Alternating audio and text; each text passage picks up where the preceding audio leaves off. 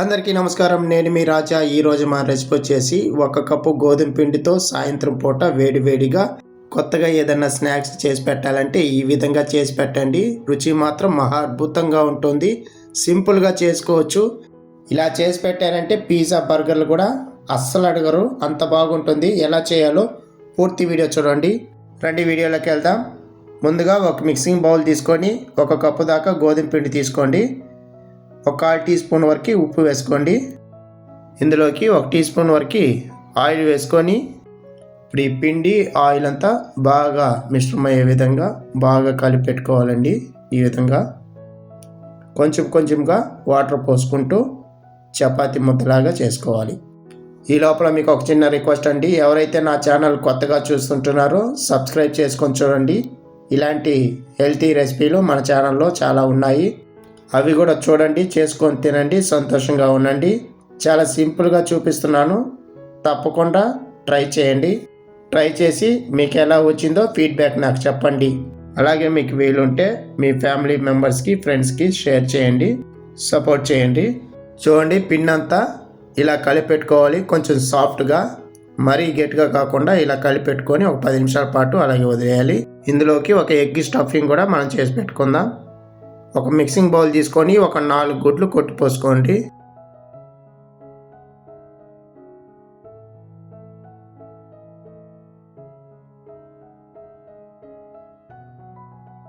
అన్నీ ఇలా పోసుకున్న తర్వాత ఒకసారి అంతా బాగా మిక్స్ చేసుకోండి ఎగ్ మిశ్రమాన్ని.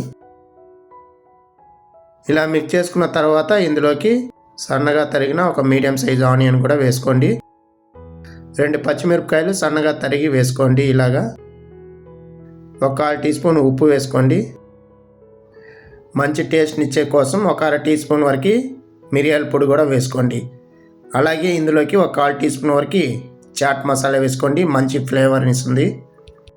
అలాగే సన్నగా తరిగిన కొంచెం కొత్తిమీర ఆకు కూడా వేసుకొని ఇప్పుడు ఇదంతా బాగా మిక్స్ చేసుకొని పక్కన పెట్టుకోవాలి. 10 నిమిషాల తర్వాత పిండి అంతా ఒకసారి బాగా కలుపుకొని రౌండ్ బాల్స్ చేసుకోవాలి. ఈ విధంగా కొంచెం పెద్దగా చేసుకోవాలి. చపాతీ పిండికి ఎలా చేసుకుంటామో అలాగా. అందులో ఒక బాల్ తీసుకొని ఇలా పిండి చల్లుకుంటూ చపాతీలాగా రుబ్బుకోవాలి. చాలా బాగుంటుందండి ఈ రెసిపీ.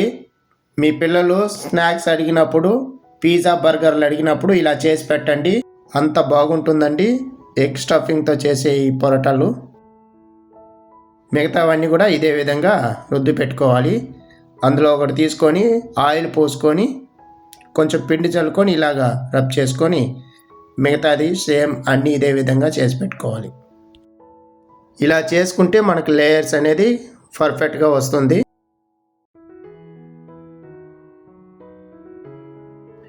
ఇలా చేసుకున్న తర్వాత వీడియోలో నేను చూపించే విధంగా రౌండ్గా చేసుకోండి. ఇలా ఫోల్డ్ చేసుకోండి. అంతా ఫోల్డ్ చేసుకున్న తర్వాత 4 భాగాలుగా 4 ముద్దలుగా చేసుకొని ఇక్కడ లేయర్స్ వచ్చే విధంగా నేను వీడియోలో చూపించే విధంగా ఈ విధంగా చేసి పెట్టుకోండి. ఇలా చేసుకున్న తర్వాత ఒకటి తీసుకొని ఫైనల్గా ఇలా రుద్దుకోండి. మరీ పెద్దగా కాకుండా కొంచెం పూరి కన్నా కొంచెం పెద్దగా చేసుకోండి. ఇప్పుడు స్టవ్ మీద ఒక ప్యాన్ పెట్టుకొని ప్యాన్కి ఆయిల్ రాసుకోండి. ఆయిల్ రాసుకున్న తర్వాత ఇప్పుడు ముందుగా చపాతీలన్నిటినీ ఒకసారి కాల్చి పెట్టుకోండి. మంట వచ్చేసి సన్న మీడియం మంట మీద అడ్జస్ట్ చేసుకుంటూ చేసుకోవాలండి. 2 వైపులా తిప్పుకుంటూ 2 వైపులా ఆయిల్ రాసుకుంటూ కుక్ చేసుకోవాలి. ఒక 2-3 నిమిషాల పాటు కుక్ చేసుకుంటే కరెక్ట్గా ఉంటుంది.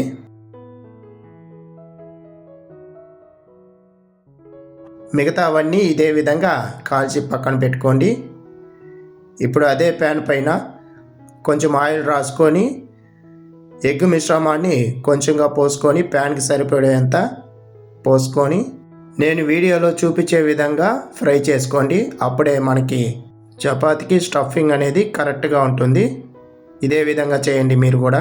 ఎగ్ మిశ్రమం వచ్చేసి హాఫ్ కుక్ అయిన తర్వాత ఇప్పుడు మనం కాల్చి పెట్టుకున్న చపాతీ పెట్టుకొని అంచులంతా కరెక్ట్గా సరిపోయే విధంగా అడ్జస్ట్ చేసుకుంటూ ఒక 2 నిమిషాల పాటు 2 వైపులా కాల్చుకుంటూ చేసుకోవాలి. రెండో వైపు తిప్పినప్పుడు కొంచెం ఎగ్ మిశ్రమాన్ని వేసుకొని రెండో చపాతీ కూడా పెట్టుకొని అది కూడా ఒక 2 నిమిషాల పాటు ఫ్రై చేసుకుంటే కరెక్ట్గా ఉంటుంది.